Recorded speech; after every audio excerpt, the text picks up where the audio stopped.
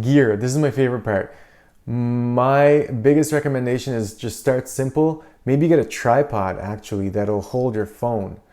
Because everybody has a phone. You can get a kind of a phone holder for pretty cheap, or you can prop it up on your computer. If you have a laptop, you can prop your laptop up on books to get it to the right height. Right now my phone is eye level and it kind of leans nicely against your laptop, or you can stand it up on something and then put something in front of it so it doesn't fall over if you want it straight up and down, not leaning kind of up, because that's not a very flattering angle sometimes.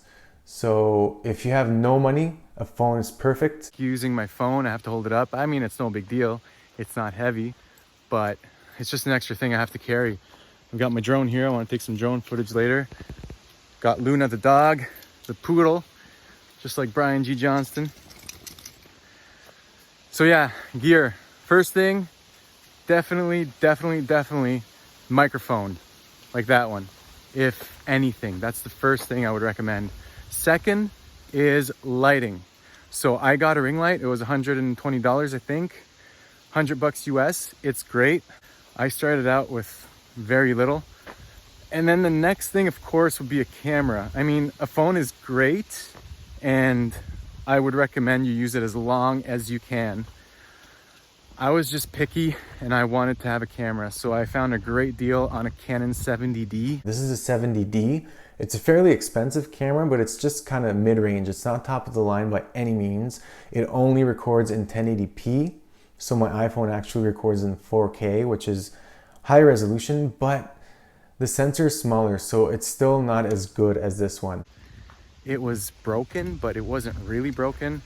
The SIM card reader, or the SIM card slot, wasn't accepting SIM cards, but I just fiddled with it, stuck a needle in it. Don't do that, or you might break your camera, but I paid next to nothing for it, so I didn't care, and I fixed it. So I got a very cheap, a very good camera. Yeah, so that's kind of the last thing. And then after that, I would go for more lighting, because I just started with a ring light, but now I have a different setup. Right now I'm in a dark room. If I didn't have lighting, it would look awful. But a way around that is to either film outside or in front of a window. So if you had a window right in front of you during the day, not in direct sunlight, it would light your face up beautifully. If you have a huge budget, I'd get more than one light. Right now I'm using a ring light and a white computer monitor for the kind of like the secondary light, and if I had time I would put a box around my ceiling light to kind of put a nice glow on my shoulders and separate me from the background, because that's how you want it. About 45 degrees, your main light, and then a lesser light here, that way you have some shadows, and behind you you want a nice blurry background. My background's fairly simple, but a hair light it's called, to kind of make a contour of yourself to contrast against the background. Putting your phone or camera right in the middle of the ring light is nice, because then you don't get shadows behind you if you don't have a lot of space to work with. If I was right in front of the wall here, you would see shadows and it wouldn't be very nice.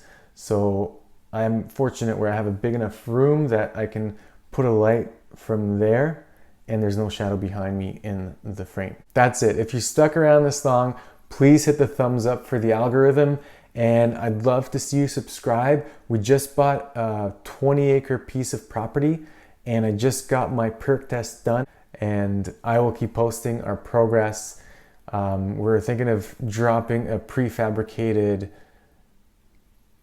barn or mini home, and I'll finish the interior myself. So come back for that and for tips in general on how to be debt free. Until next time, peace.